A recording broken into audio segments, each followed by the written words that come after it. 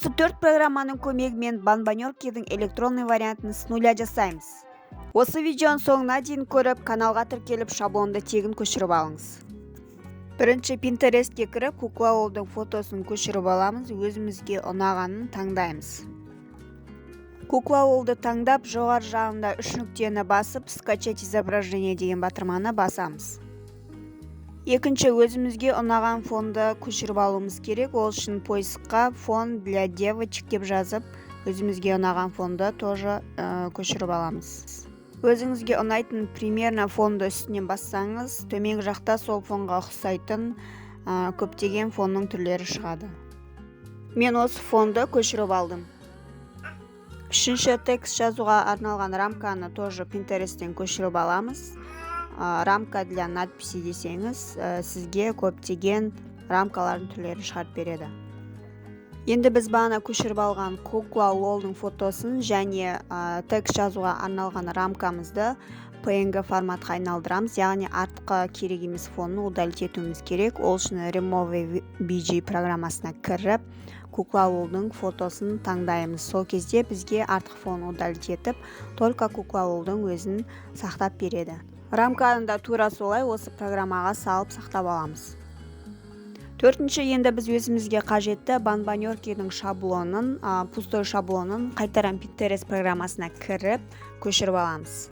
Поискқа шаблоны Банбанёрк деп жазсаңыз, сізге көптеген шаблондардың түрлерін шығарып береді. Өзіңізге ұнаған шаблонды көшіріп аласыз. Біз енді өзімізге қажетті Банбанёркидің шаблонын көшіріп алғаннан кейін, бізге оның фонын өзгерту керек болады. Ол үшін бұны біз PNG форматқа айналдыру керекпіз. Ол үшін Background Eraser программасын көшіріп алып, сол программаға осы шаблонды саламыз. Осы программаға шаблонды салу үшін Load a Photo деген батырманы басып, бағанағы шаблонды осыған енгіземіз. Одан кейін төменгі жақта Авто деген батырманы басу арқылы қай жердің фонын удалить ету керек, сол жерге қолымызбен бассақ, сол жер удалить етіледі. Егер сізге барлық жеріндегі ақ фонды удалить ету керек болса, барлық жерін басып шығасыз қолыңызбен. Мен өзіме қажетті фонды қоятын жерді ғана қолыммен басып шықтым. Осы жердің ғана фонын мен өзгертетін боламын. Енді жоғарыдағы Save батырмасын басу арқылы сақтап аламыз галереяға. Керекті фотолардың барлығын сақтап алдық. Енді Pixar программасына кіреміз. Pixar программасында төмендегі плюс батырмасын басу арқылы ең бірінші бағанағы пустой шаблонымызды таңдаймыз. Размерін өзгертсеңіз де болады, өзгертпесеңіз де болады. Көбінесе A4 размерде сақталып тұрады. Сондықтан енді біз төменгі жақта рисовать батырмасын басамыз. Добавить фото деген батырманы басып, өзімізге қажетті фонды таңдап аламыз. Және сол фонның жанындағы стрелканы айналдыру арқылы көлденеңінен қойып алып, фонымызды үлкейтіп, және добавить фотодан кейінгі тұрған батырманы басып, көздің суреті тұрған жерді екі фонның орындарын ауыстырамыз. Сол кезде сіздің таңдаған фоныңыз пустой шаблонның артқы жағында қалатын болады. Жоғары жақта галочканы басамыз.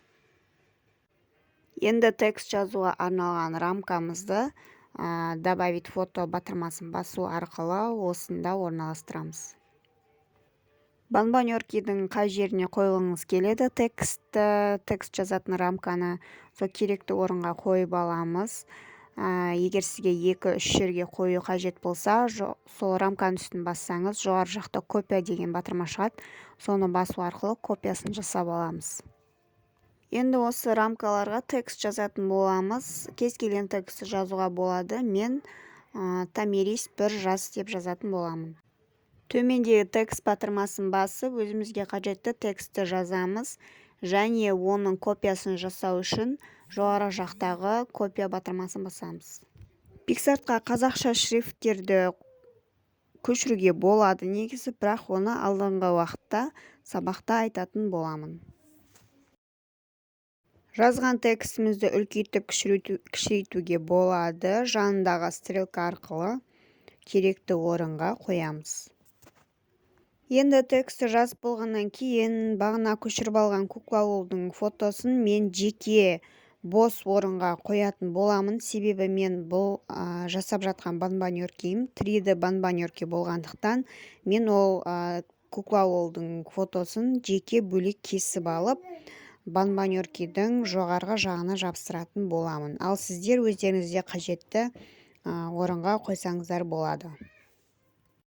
Менің осы видеомды соңына дейін қарап, каналыма тіркеліп лайк басқан подписчиктеріме осы шаблонды тегін көшіріп алуларына болады. Мен видеоның описаниясында телеграм каналымның ссылкасын қалдырдым. Сол жерден көшіріп алсаңыздар болады. Давид фото батырмасын басу арқылы куклалудың суретін қажетті орынға қоятын боламыз.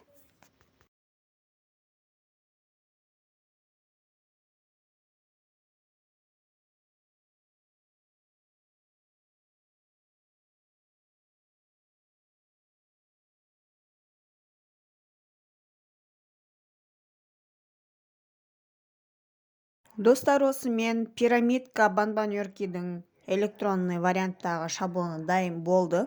Менің каналыма тіркеліп, комментарий қалдырып, лайк басып, қоңыраушаны басуды ұмытпаңыздар. Менің келесі видеоларымды жіберіп алмас үшін міндетті түрде қоңыраушаны басып қойыңыздар. Келесі кездескенше.